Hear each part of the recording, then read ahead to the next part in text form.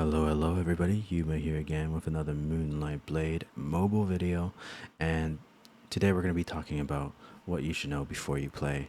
Now, this is universal for all players, no matter what region you are in, but I am targeting this video towards the Southeast Asian players out there, as they are about to start their own journey in a couple hours in a new server through a new publisher. So, super exciting for you guys. Straight into it. Is this game pay to win? I'm going to say yes. All mobile MMO games are pay to win. It's just going to always be that way. It's always going to be a fact. But as free to play, you will still have a very fun time.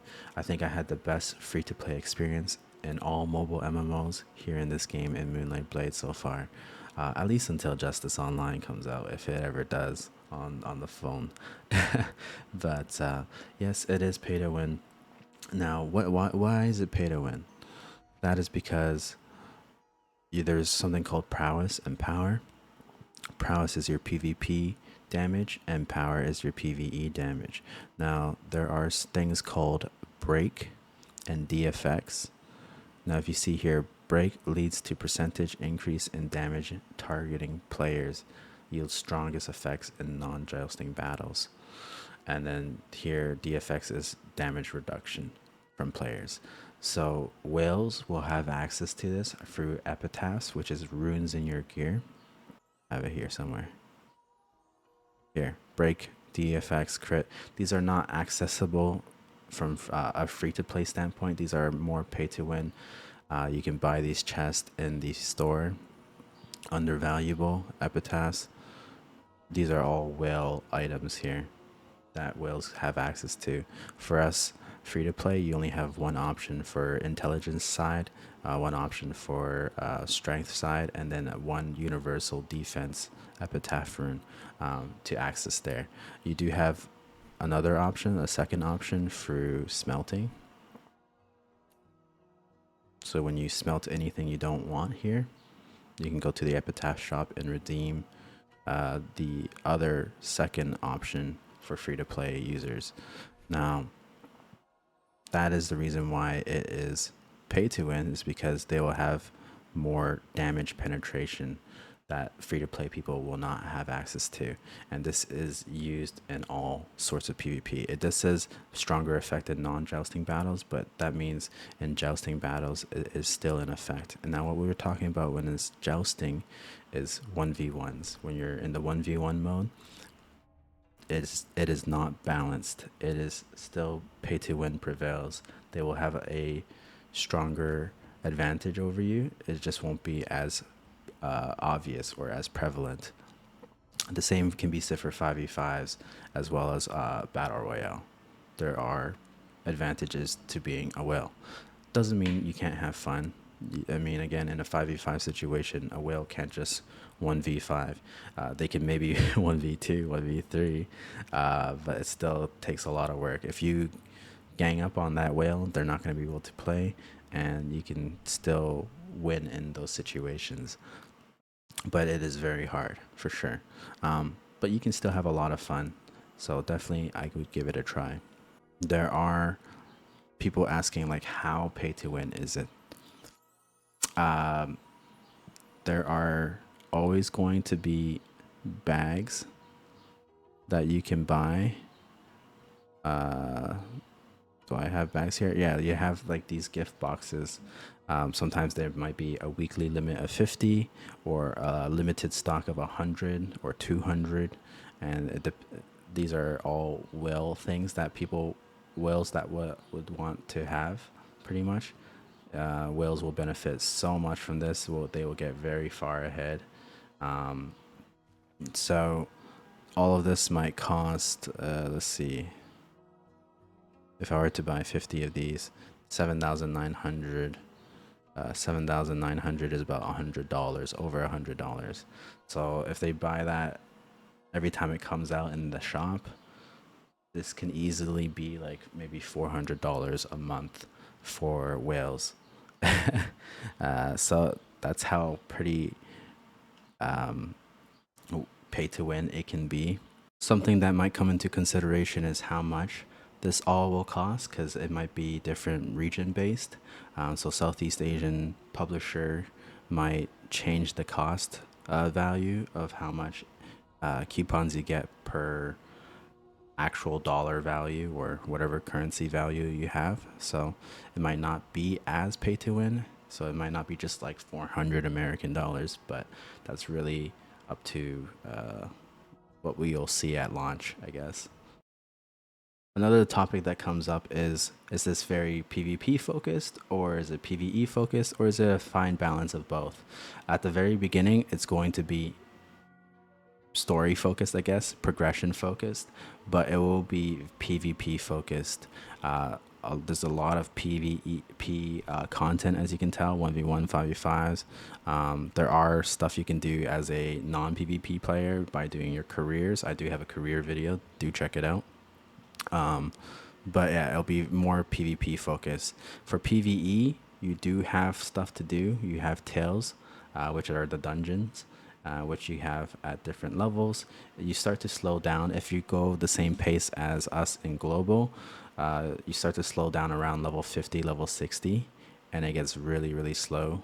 Like maybe level up 3 times a day to starting to be 1 time a day, eventually being like 5 days to level up. As you can see, I'm level 84 here, and we are 5 months into global, and it takes us like 6 days just to level up once. So it gets really, really slow. So something to take into consideration is that you're going to be running the same tail dungeon over and over to reach your requirement. So as you can see, I haven't done some of these tails for a long time.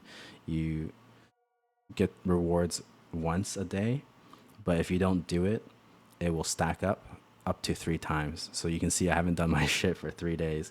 So I have 3 rewards stacked up for each boss. So if you do miss a day for some reason, it's not the end of the world. You can always get rewards up to 3 days worth. But you have to run it 3 times. You can't just get all 3 rewards in one go. Something to consider. So PVE, you won't have much of a challenge. PVE is pretty boring. Always do your random dungeon. I don't do it because I'm lazy, but you need to. Later on, I think around 70, you'll end up unlocking master forging, and you need all these master forging materials. Random dungeon is very important. I guess this scales over time. You won't see these rewards that you see that I have, but you'll definitely get like your exp and mastery stuff, your refining materials. So very important level up progression materials here. But yeah, you won't find any challenge up until you reach weekly tails challenge. So once you get level 51, level 72, level 82, this is where you actually start enjoying the PvE side aspect. Otherwise, it's pretty slow, pretty boring. So weeklies, PvE, fun for this, as well as Realm of Blades. I think we unlocked around level 70, 74. Realm of Blades is the 10-man. You'll have 10 people fighting like a big raid boss, pretty much. Usually you want like 1 tank, 2 healers, the rest DPS. So very fun. These two are the best PvE content that we have, but just know that you're going to be running it a lot before new content comes. It's pretty slow paced, at least here in global. Hopefully you guys fare better than we do. Otherwise, there's just a lot more PvP content. Overall, when you get to my stage, it's a fine balance of both.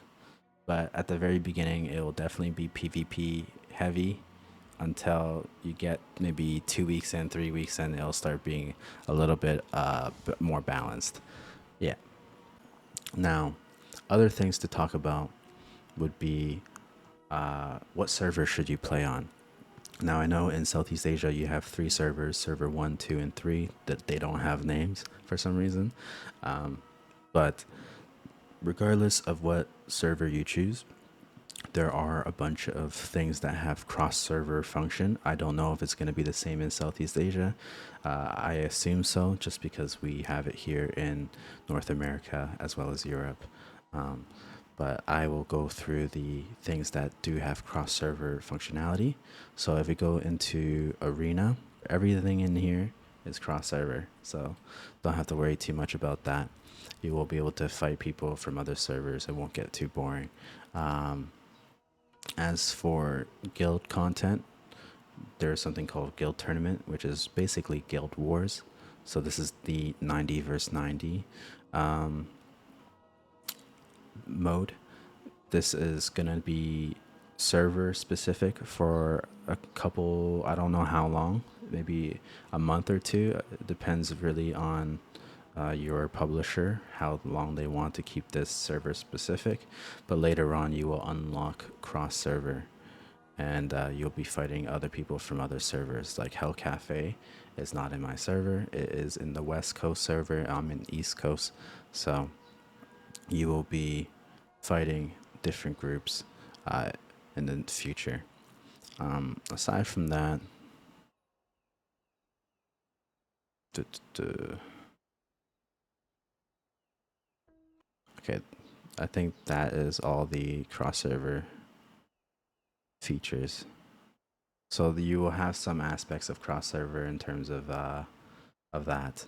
Um, oh, sorry, tails as well. When you do cross server match, of course you're going to be matching with other people from other servers.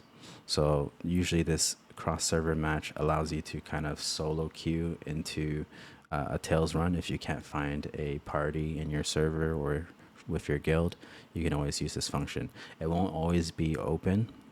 It will not be open when the tails first opens. So let's say you just reached level 82 and this just came out.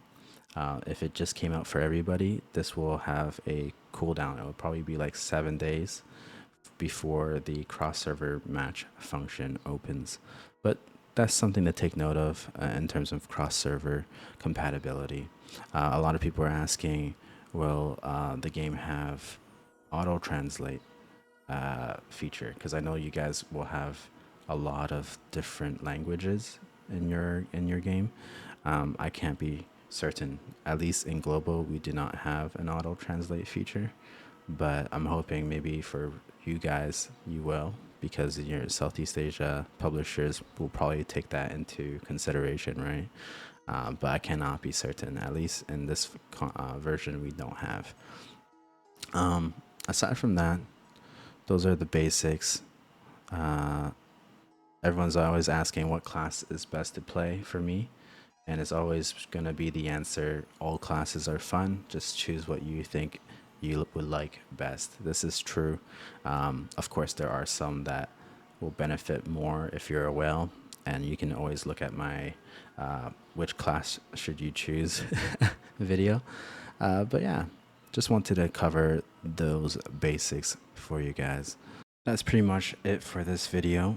I hope you guys enjoy the launch, have fun, and just be better than Globo. That's all I can really ask for. Lots of love to you guys, and I'll see you in the next video. Cheers.